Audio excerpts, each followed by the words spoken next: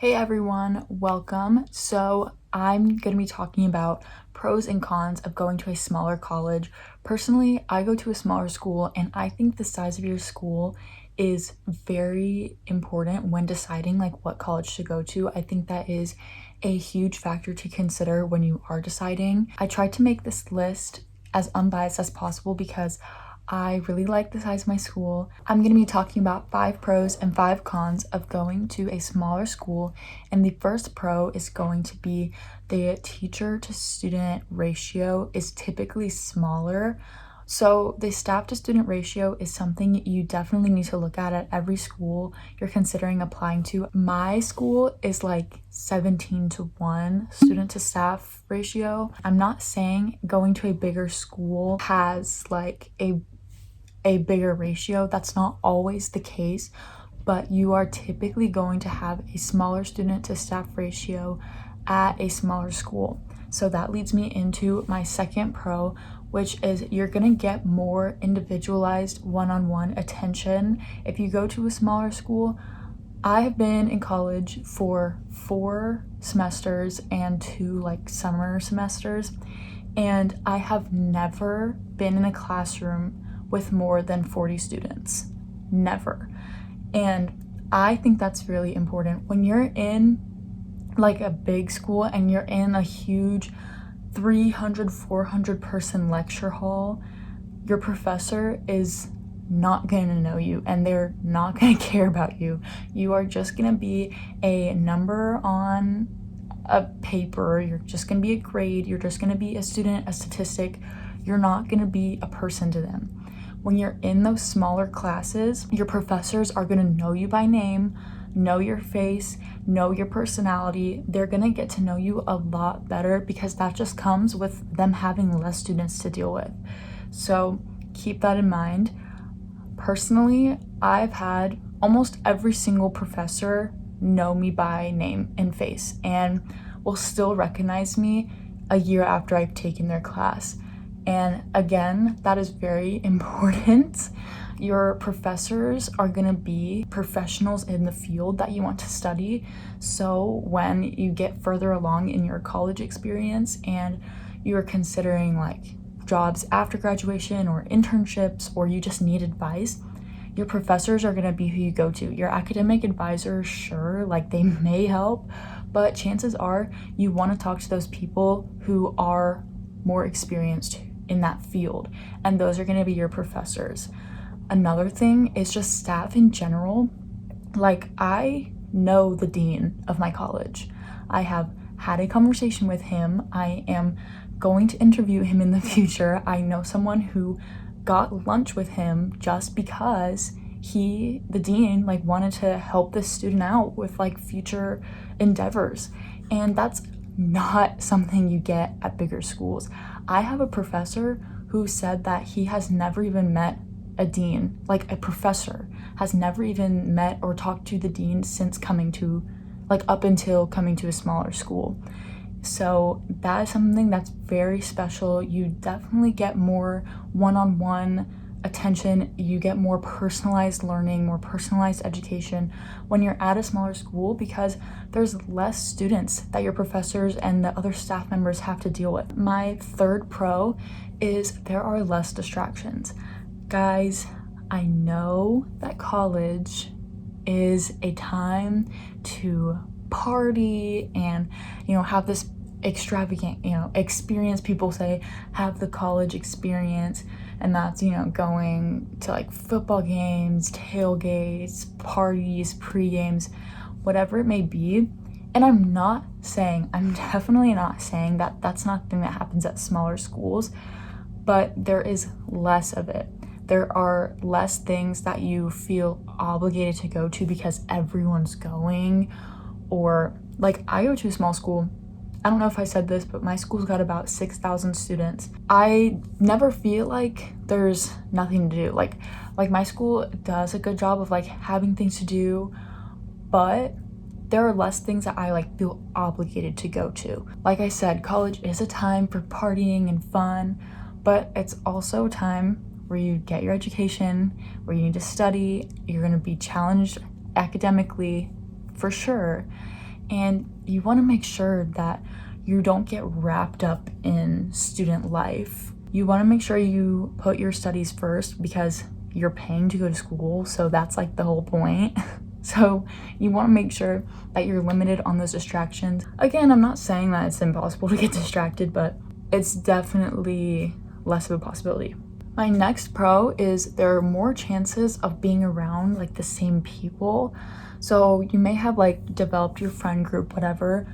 There's more chances that that friend that you've made, those friends that you've made, they're your same major. They're in a class that you have. Especially when you are still doing all your core classes. Like I have a friend who is a nursing major and I'm a business major, and we both had the same English class our freshman year. So there's just more opportunities like that, and the classes are smaller. So you kind of get the chance to like meet certain people and then like see them in different ways. I kind of like that you don't see one group of people in the classroom, another group of people at your residence hall, another group of people in your extracurriculars, another group of people at your job. I like that it's all kind of, you see kind of the same group of people, the same groups of people, in different places. Maybe that is a little biased, but that can be a good thing. So you're not so overwhelmed with all these different groups of people, because I know that can be overwhelming for some people. So it is a little easier, I would say, to make friends at a smaller school because there are you see the same people in multiple, occasions. So my fifth pro is that you can make a bigger impact on your school. Being one in 6,000 is better and more significant than being one in like 70,000 or 50,000. So you have a bigger impact. If you want to start a club or you want to like write in the newspaper or something, then the chances of you doing that are a lot higher. Like you have more opportunities because, to be honest, there's less competition with less people. And I'm not saying like, oh, smaller schools aren't competitive, because at least my school is pretty competitive. The chances of you making an impact and getting your voice out there is a lot higher. That kind of ties in with the whole like you get more one-on-one with your staff. The staff members can help you more and you can get recognized easier because there's a lot less of you. So that kind of wraps up all the pros. I'm going to now move on to the cons. So the first con, and I did mention this one earlier, is that there's less student life. If you're someone who loves, college sports like SEC, because we're in the South, like if you love that, then you're not really going to get that experience at a smaller school. There are just kind of less big student life. There also maybe less activities, like less clubs. I know like maybe less like fraternities and sororities if you want to do Greek life. Like there's just less of that, and I'm not saying there's none at all. I mean, I'm sure there's some schools that are really small that may not have any of that. So you just want to kind of keep that in mind. My next con is that smaller schools are typically lower ranked. If that's something that you are like interested in, like you want to go to like a top ranked school, chances are there's going to be more people. With that being said though, you can always just transfer. You can take your core classes at a smaller school and then transfer to a bigger, more prestigious school. If you are someone who wants to go to a higher ranked school, typically those schools are going to be bigger. This kind of ties in with my first con, but the next con is that usually smaller schools are in smaller towns. So that means, again, there's not going to be much to do like outside of school. There may be like a few restaurants, maybe like a few bars, but if you go to a bigger school in a bigger town, then there will be more stuff to do off campus. That's an important thing to consider, is where you want your school to be. If you want your school to be in like a city or a rural area, that makes a difference. So typically smaller schools are in more rural areas. I'm not saying that there aren't small schools in big cities, but again, typically the smaller schools will be in smaller towns. This is a con that kind of goes back to one of my other pros, kind of like they coincide with each other. But when there's a smaller school and there's less people, it can be harder to make friends or find like someone to date. Personally, I never had this problem at a small school, but I know that's what a lot of people say. so I figured I would mention it anyway. But if you go to a smaller school, you are going to be around the same people a lot. And that's perfect when the people you're around are like your friends or people you like. But there's a chance that those people may not be your cup of tea. And if that's the case and those are the only people you're around, that's going to be really hard and make your college experience very miserable. I know a lot of people who had this problem. If you go to a big school and you date someone and then you break up, the chances of you seeing that person again are probably very small. But if you go to a smaller school, you're probably still going to see that person. But I do want to say, don't pick the size of your school based on like the dating pool. I wouldn't recommend that, but I'm just saying that's what comes with going to a smaller school, is that the dating pool or the friendship pool is going to be a lot smaller. And my last con is there are going to be less opportunities academically. So like there may be some programs that are at bigger schools that aren't at smaller schools.